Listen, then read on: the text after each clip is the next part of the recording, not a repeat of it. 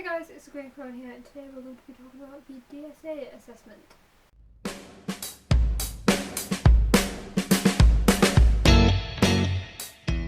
So to preface this, I haven't really talked about the reasons I'm doing the DSA assessment really on this channel. It's not because it's something that I'm like keeping a secret or anything, I just want to do it properly. So I'm not really going to talk about the reasons why yet. I'm probably going to make a couple of videos where I talk about it, but yeah, it's nothing particularly serious and it's nothing secret. I just want to make sure that I do it properly. So yeah, first things I'm going to do is talk about the process of how to get to a DSA assessment, what the DSA is, how to get the assessment, and then I'm going to talk a little bit about what to do before the assessment, and then what happens in it, and then what happens afterwards. I'm filming this now rather than waiting until I've sort of talked about my diagnosis a little bit more, because I did it 2 days ago, so I wanted to film this and get it up while it was so fresh in my mind. And also when I'm posting this, it's going to be like close to the start of the academic year, which is when a lot of people are applying for DSA, so I thought now would be a helpful time to put it out there. What is a DSA? So DSA stands for Disabled Students Allowance, and it is not necessarily money. You don't get money. You get money allocated to you to spend on things.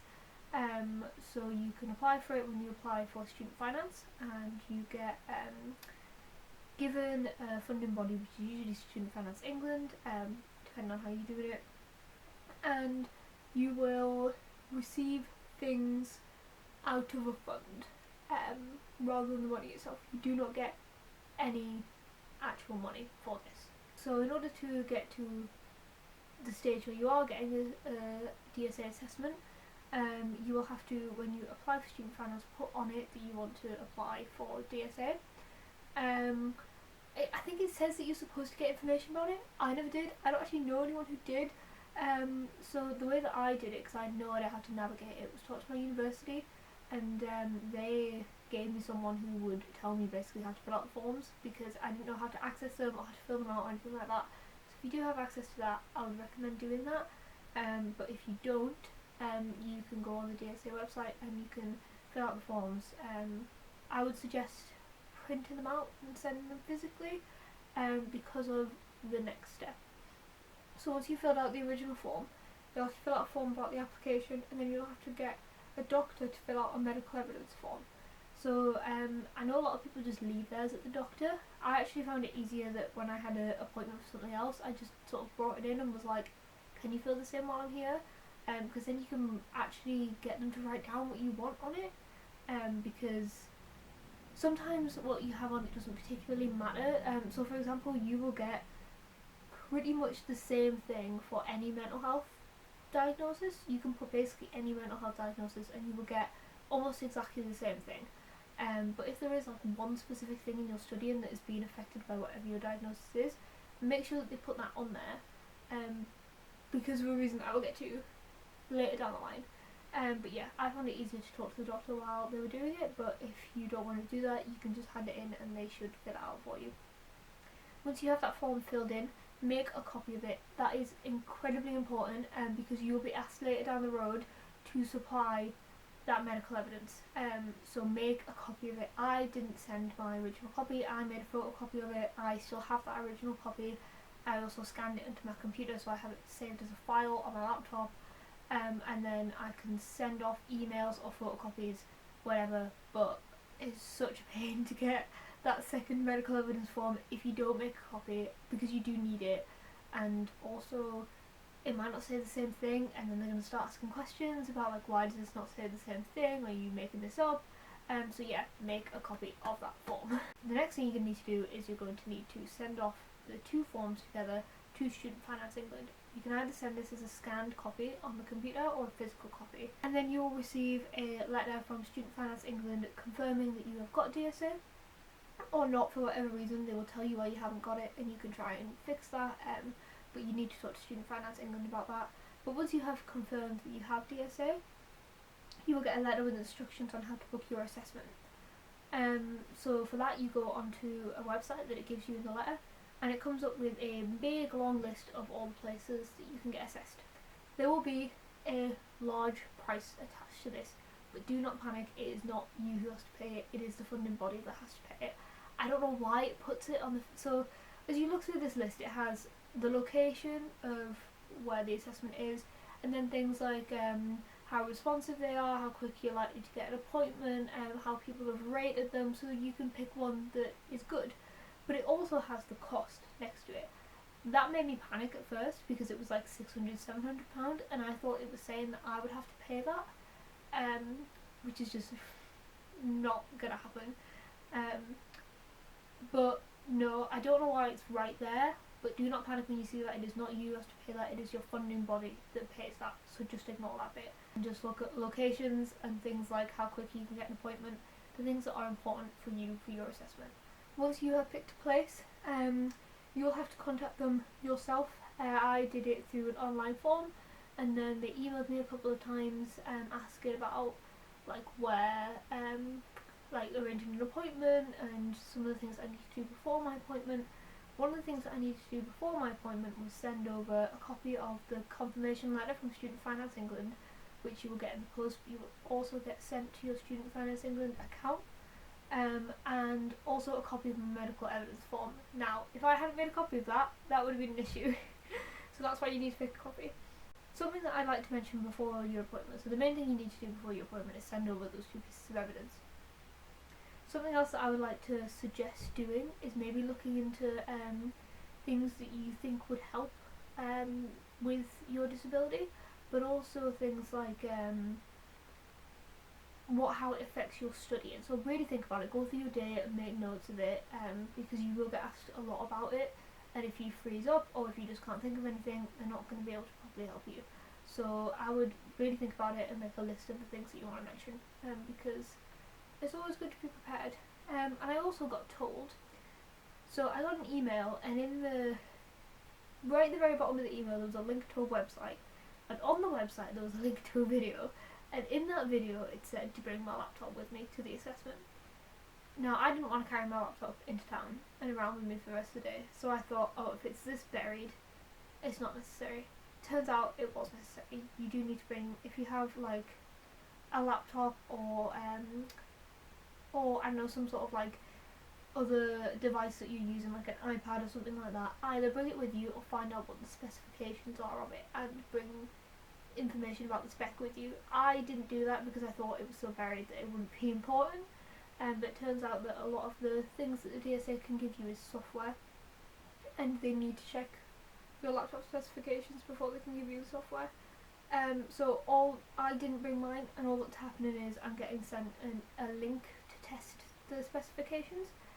So it's not the end of the world, but it will just make things a little bit easier. So either make a note of the specifications of your laptop or anything before you have the assessment, or bring your laptop with you. What to expect when you get there. So when I went, the first thing that, the woman just introduced herself, asked me if I wanted tea or coffee or anything, blah blah blah. And the first thing basically I was asked was, what do you think would help? It was straight off the bat like, what can we give you to help? And then we sort of got into it a little bit more. I mentioned a couple of things that I thought that they could give me, and then we kind of went through this list. So she had this sheet, and it was a list of things that could possibly affect your study or your life at university or whatever you're doing, and you had to sort of answer like, oh, how does your disability or your diagnosis affect these things written down, and she would then tell me if there was anything that they could do to help that, or I could suggest things and she would tell me if they could give me that. So the things that they kind of asked were about like getting to and from university or whatever. I'm just going to say university, but fill in whatever. Things like studying in my room and having access to books and things like that, exams, concentrating in lectures and making notes, just things like that. So the things that we ended up agreeing that I would get, I'm going to tell you this because I think it is useful to have an idea of what they can offer you before you go. So I'm going to get a dictaphone, and that was to help with concentration in lectures, or if I can't be in a lecture, or for whatever reason I'm getting a dictaphone. I'm now drawing a complete blank. A mentor every 2 weeks for an hour and a half. So I was offered a mentor either once or every week or every 2 weeks for an hour and a half, or 2 hours. I got to pick. I don't know if everyone gets to pick, but I got to pick, and I went for every 2 weeks for an hour and a half. I get some mind mapping software, which is for use with Word, and that is for helping with planning and sort of setting up an essay, which can help again if you have trouble concentrating, or even if you just think it would help you study. Even if there isn't a reason your disability is making it harder, but it would help you, they can still give you that. I'm getting a printer, scanner, copier for helping with making notes. My DSA person kind of sounded like this was something that was offered to most people. She kind of was just like, oh yeah, most people get this, or oh yeah, we'll give you this. Like, I don't know if that's the same everywhere, but maybe ask. What else am I getting? I'm getting some text-to-speech software to make it easier to do my reading. I feel like I can get some other stuff. No, I can't remember any of them. If there's anything else, I'll put it on the screen now. Oh, noise cancelling headphones. Yeah, I think that's everything. I'll put it on the screen if I've forgotten anything. Basically, she said that she asks Student Finance England for all of these things, but none of them are confirmed until later on. So I, in a couple of weeks, should get a letter from Student Finance England confirming what they've given me. So there might be some things on this list that have actually been denied. She says it doesn't happen very often and that most things get confirmed, but sometimes things might get denied, and that is something to bear in mind. Don't rely on the fact that you are getting what they said they were going to ask for in your DSA assessment, because you might not get it. Things that didn't happen in the assessment, I just want to put it out there, there was no, she wasn't testing my diagnosis at all. There was no like asking me to, oh, can you walk across this room, or can you do this or that. There was none of that. There was no of me saying something and her then like questioning my diagnosis or testing to see if I was like disabled enough or anything like that. She just read what was on there and accepted that that was what was correct, because she's not a doctor. It was not their job to diagnose me or to test my diagnosis. They just have to take your word for it. Piece of advice I was given, which thank you to the human who gave me this advice, if you're watching this you know, was to answer the questions as if it was your worst day. So don't answer it based on what happens every day or average it out. Answer them based on your worst day, because that's kind of what the equipment is there for. I think that's pretty much everything about the DSA assessment. If you have any questions about it, let me know down in the comments and I'll try my best to answer them. Yeah, look forward to some videos about everything that's wrong with me. If you have any requests or questions, send me down in the comments. New videos every Wednesday, like and subscribe and all that jazz, and I'll see you next week.